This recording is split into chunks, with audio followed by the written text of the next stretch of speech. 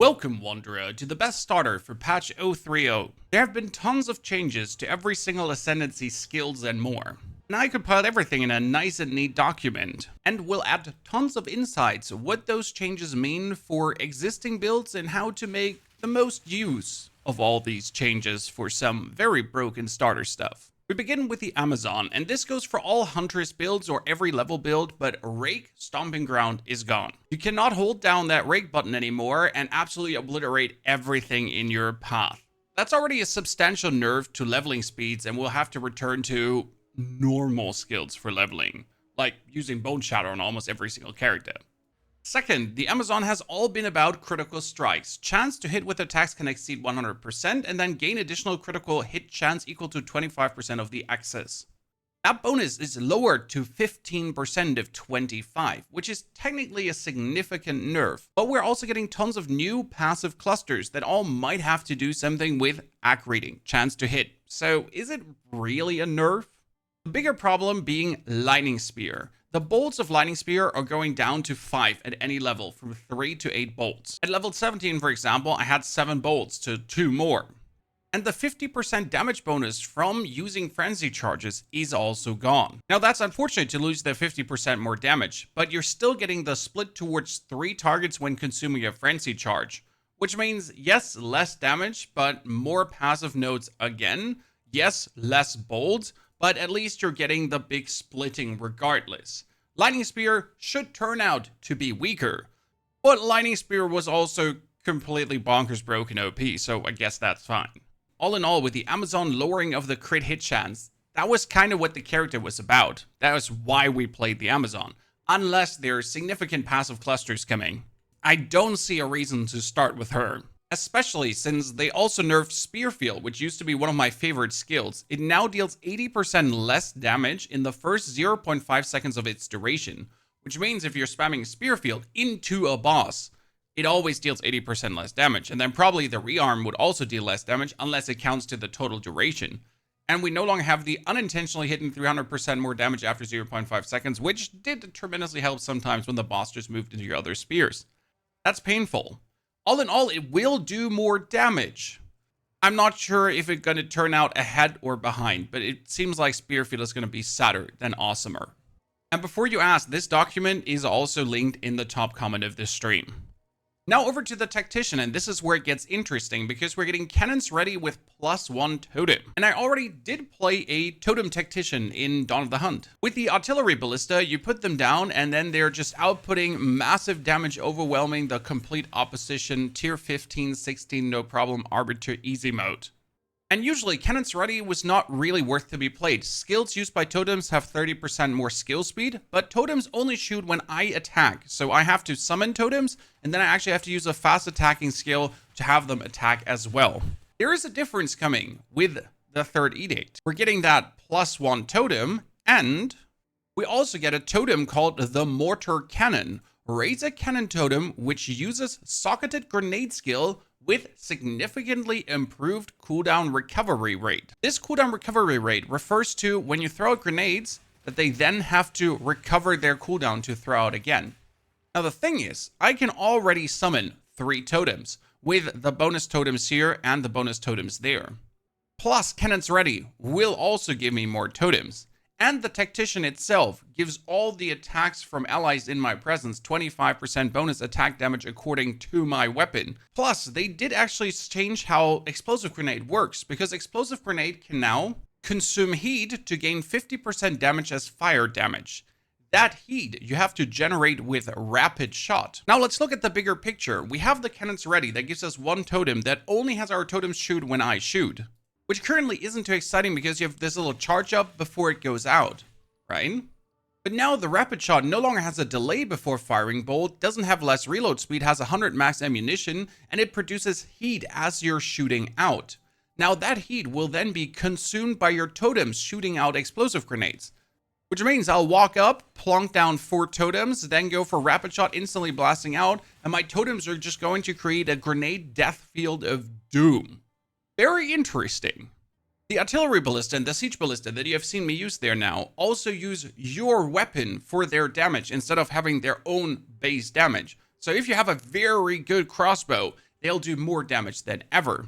Also, the Ripwire Ballista is now the Artillery Ballista and is shooting in the air to then plonk down and actually tether people to the ground.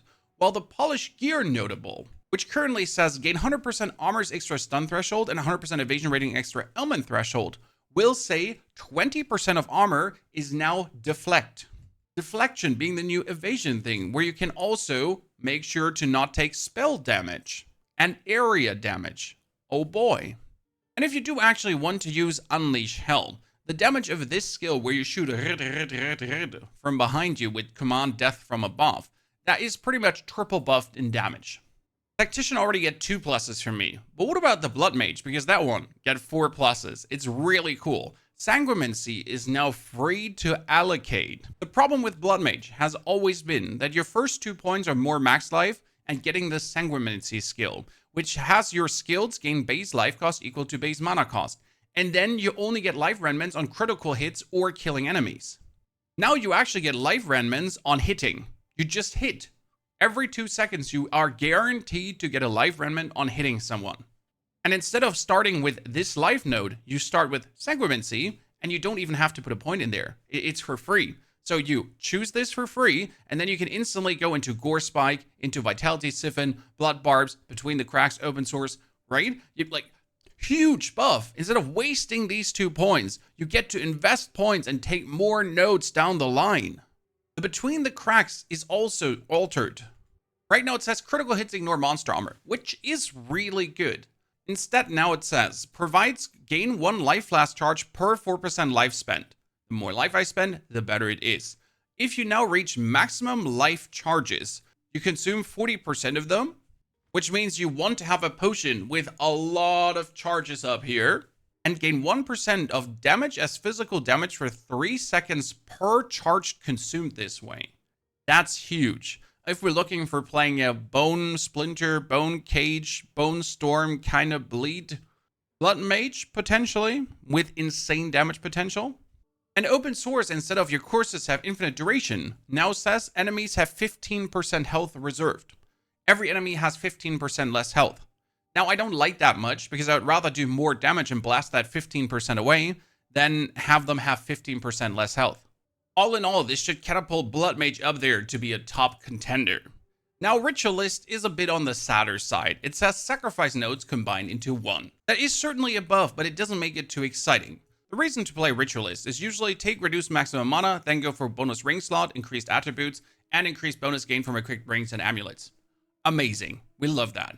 On top, you could use the Ritual Sacrifice to then sacrifice a rare monster to get one of their modifiers. Or use it on yourself with the Whisper Demands. This is now 1 node, so you instantly get Ritual Sacrifice, and you can instantly use it on yourself. Pretty cool, because I spend 4 points on the bonus ring plus stats, and then only 2 points for the sacrifice. Bam! And could potentially add another charm slot then to it with all 8 points. It's good, it's just simply not exciting. The Smith of Kitava, though, get kicked into the nuts. Main reason to play the Smith of Kitava, because it was super easy to get all your resistances up to the moon, be super tanky, have a shield high block chance, get a lot of strength out, easy peasy lemon squeezy. With that 20% bonus strength here, and then your fire resistance being your other resistance and getting more fire resistance, it worked. They changed the flowing metal node to 35% of armor equals to elemental damage reduction, with a lot of stars attached to it. Flowing metal used to say maximum fire resistance, which also gave us maximum cold lightning resistance, which made us super tanky. Technically, this sounds good to get the elemental damage reduction from 35% of your armor, but it's said that that elemental damage reduction counts before resistances are applied, making it way less efficient against big hits. So big elemental hits are still going to absolutely obliterate you despite this. And the other exciting thing is that we get 5% more strength with a small passive node, instead of getting 20% increased minion damage. And that's it. That was Smith of Kitava. The Against the Anvil is still bad. The Living Weapon is still bad. And for Heat of the Forge, we still don't have any fire spells until the Druid is finally coming. Smith of Kitava at this point is just 5% more strength and 20% more strength. Wait. Seriously, most unexciting thing in the world. You would think, Forge Hammer could work, but no, it's not a spell. Forge Hammer also not, no. Nothing exciting here. Smith of Kitava just Warbringer, though, is looking better than ever. The Answered Call gives +1 totem, and you anyways like to play Warbringer already with totems. Trigger Ancestral Spirits when you summon a totem. Awesome! And now we get a bonus totem on top of that. So again, easy for totems without a single issue. And the overall mana cost of totems being lowered. So might this be Shockwave? Might this be Mortar Cannon? Might this be Ancestral Call Totem? Whatever you're looking for here, right? We can play good, exciting totem builds. The Ancestral Spirits themselves attack faster. If you stack Dexterity now, they get more attack speed instead of accurating, because minions always hit. Minions cannot miss anymore. The Warcry nodes at the bottom, Exploding Corpses, and also Ignore Warcry's cooldowns, are combined into one. Only 2 points for both bonuses with the corpse explosions and the cooldowns. While the stacks of Jade that we're getting from the Jade Heritage, now don't get lost on getting hit. This would give you a permanent 10% physical damage reduction, unless you then actually use the skill to encase yourself in Jade. Good. Love that. All in all, the Warbringer should be brilliant for a totem playstyle, but also potentially for the Warcry Forge Hammer gameplay.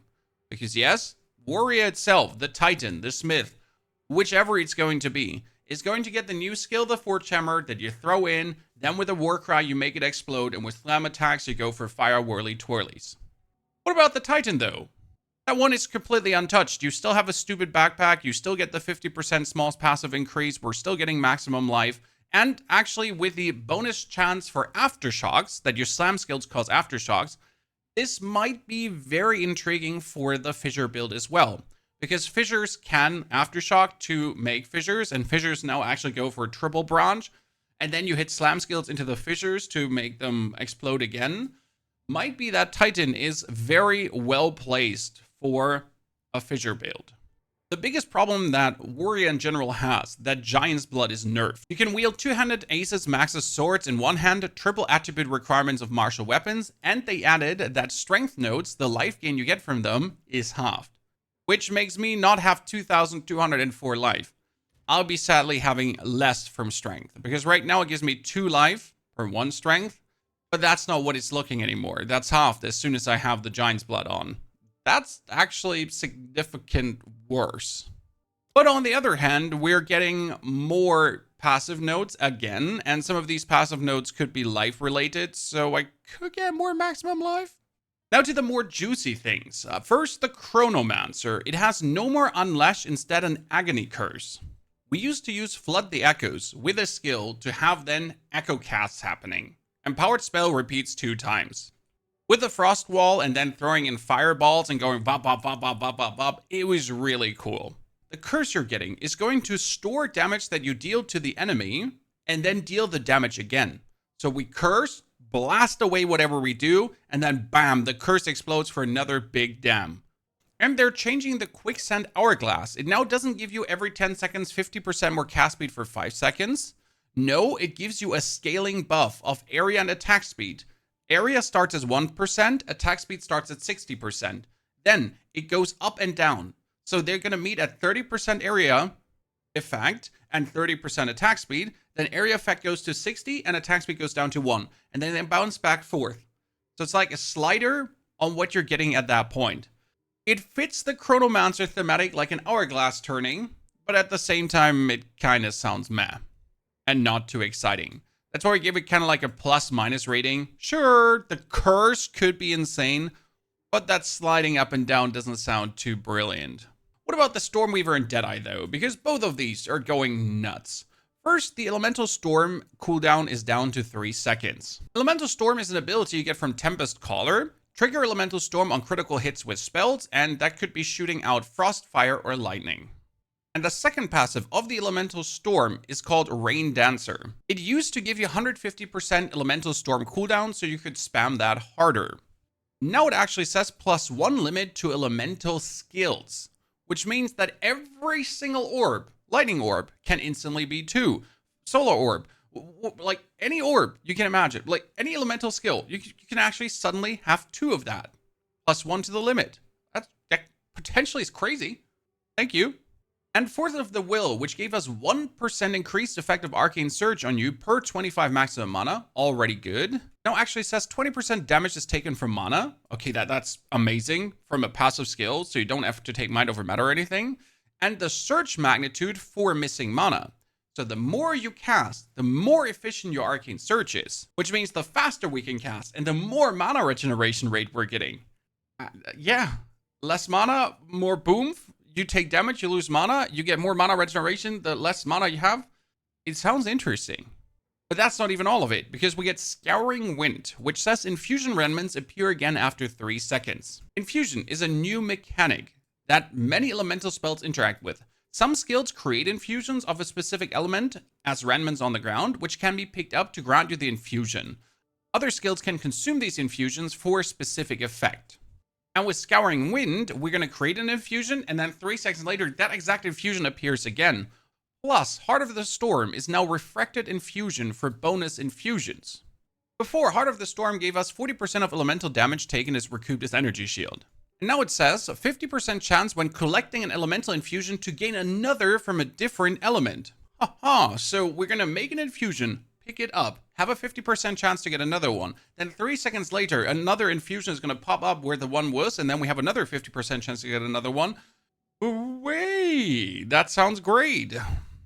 Stormweaver, potentially seeming like very good at this point. Now to the Deadeye, and let me explain what makes it so exciting. And it has everything to do with marks. Marks are no spells anymore, and marks have been used in many builds to create propagating effects. For example, my monk used to use a frost mark to get even more explosions and have more fun. Now marks can't be cast anymore. No more cast on crit, no more cast on phrase or elemental ailment, that kind of stuff. But Deadeye is actually getting a new meta skill that says repeatedly mark close enemies without a mark limit. And if you then remove a mark, the Eagle Eye passive node gives you 20 stacks of critical weakness. That on top of the +1 bonus projectile the Deadeye is anyways getting, and the Tailwind buff, it's looking pretty good. The only nerf that Ranger receives it, that instead of a 30% chance that it would gain 1 Frenzy Charge, you gain maximum Frenzy Charges, is now a 50% chance to gain +1 Frenzy Charge. Which isn't technically a nerf, because you are more or less guaranteed every second shot to get a bonus Frenzy Charge when you then create a Frenzy Charge, instead of getting maybe all Frenzy Charges. Take or leave, it seems Deadeye looking pretty damn juicy. Invoker is also looking pretty good, getting damage buffs throughout the board. The problem is that the bell is getting nerfed another time, and also that it's harder to freeze people now. That being said, Meditate is being buffed, which a lot of people have been using to gain more energy shield. Notably, the Meditate skill granted by the Face of Choice notable passive skill has a cooldown of 5.1 seconds instead of 8.1, and it provides 100% more energy shield recharge rate at gem level 1 to 20, previously it was 0 to 28%.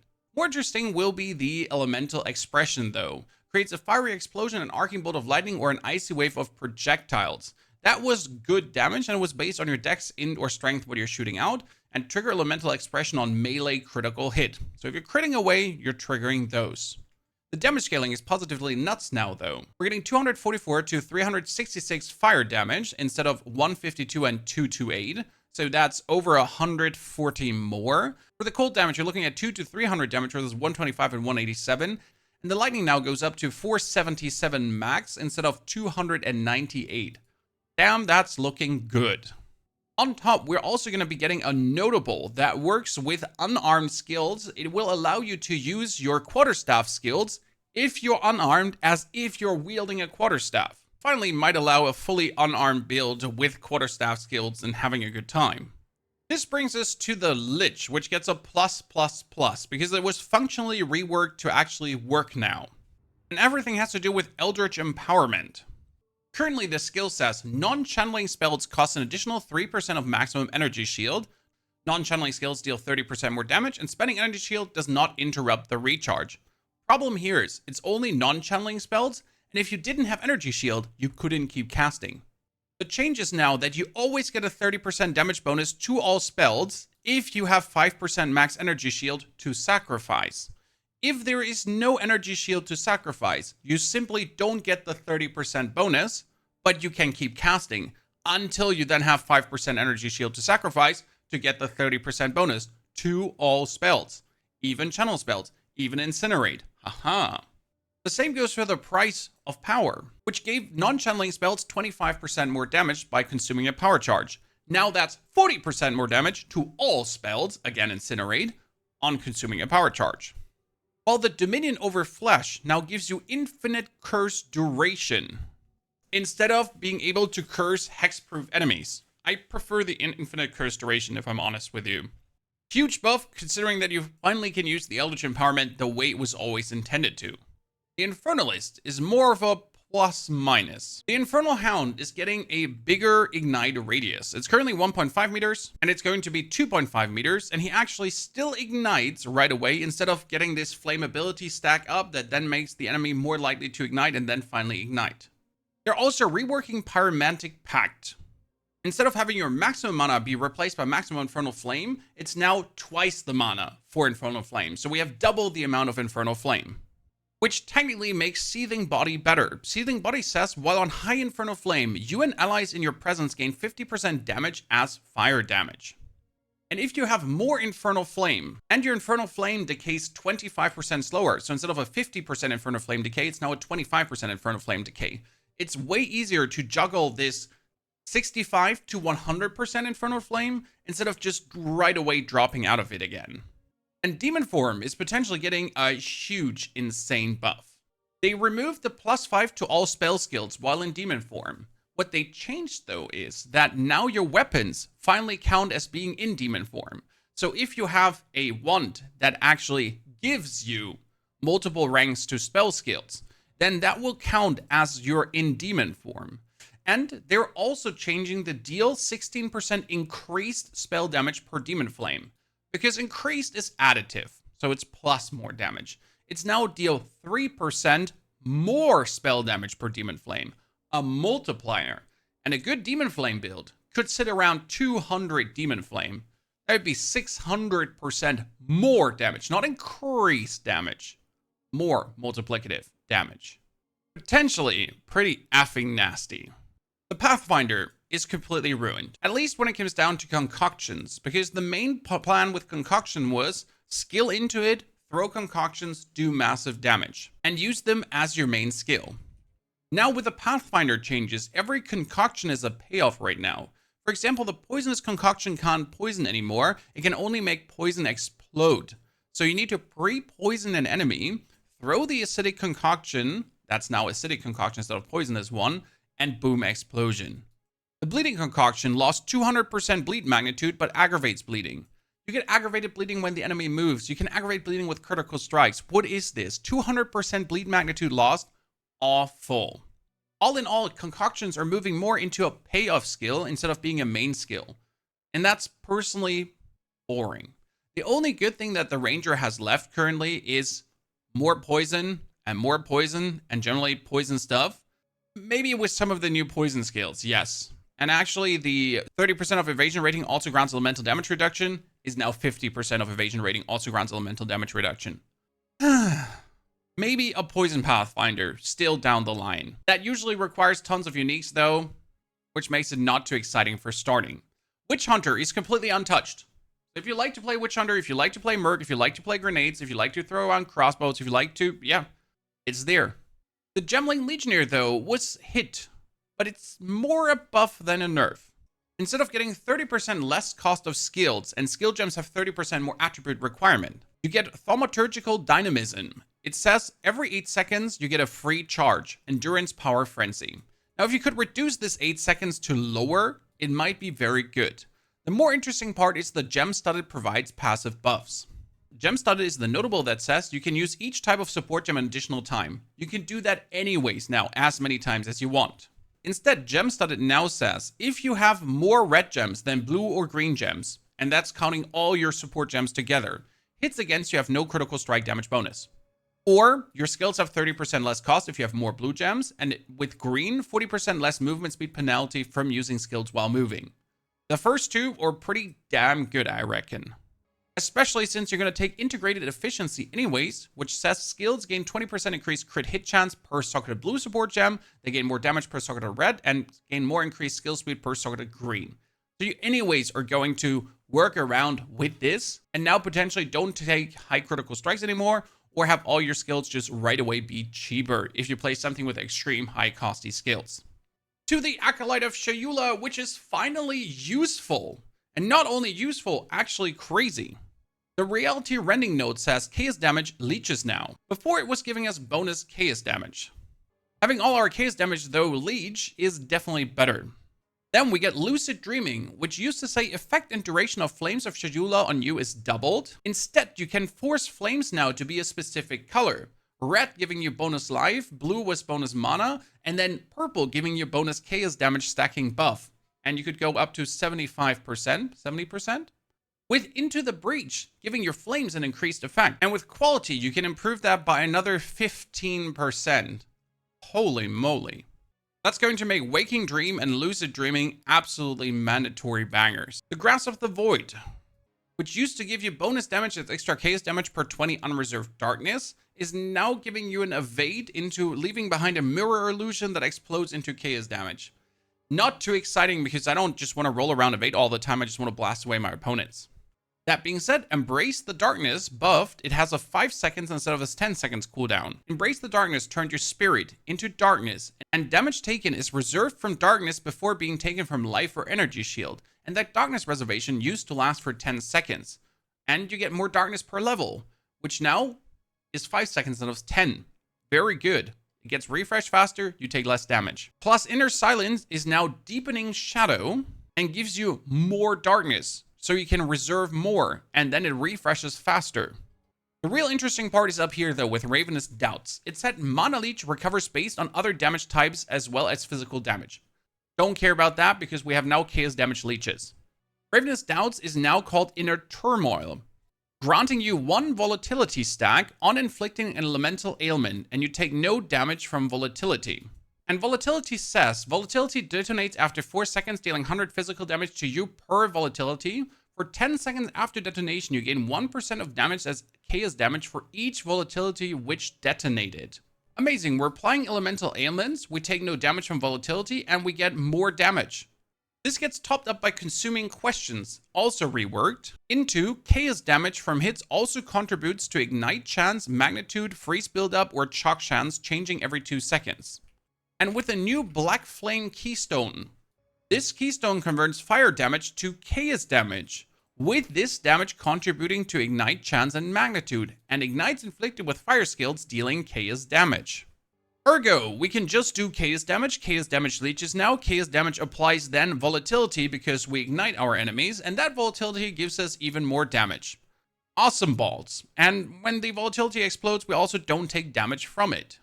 All in all, these changes make Acolyte truly interesting from just, Where does that bring us League starter-wise? First, we could play a Fissure Warrior. That's throwing in the hammer explodes, you call back the hammer, you throw it in again, or you throw in the hammer, Warcry, fire explosion, slam skills in, aftershocks, bop, bop, bop, bop, bop, more fire explosions.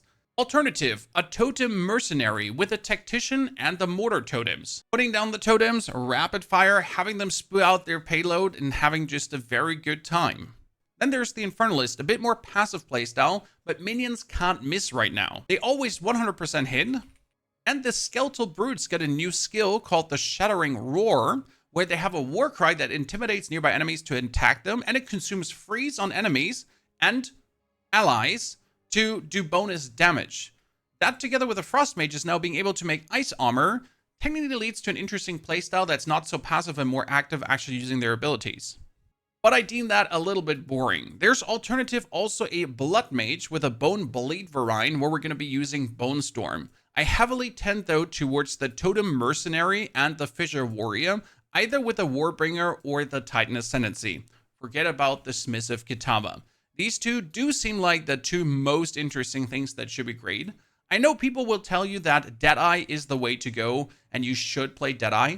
It might turn out as the strongest Ascendancy, but we're talking about here getting from level 1 to 90 without a hassle, making builds that are not using uniques, so making normal builds that are achievable by normal people without sweaty tryharding.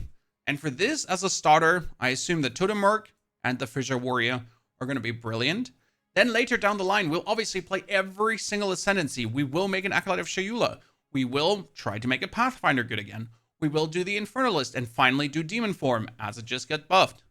There is everything being tried out on this channel, and we're going to do the 1 to 90 build guides, videos, live streams, everything. Now tell me, which League starter are you looking forward to, and what would you like to play? And if you're looking for more infos regarding Patch 030, check the video.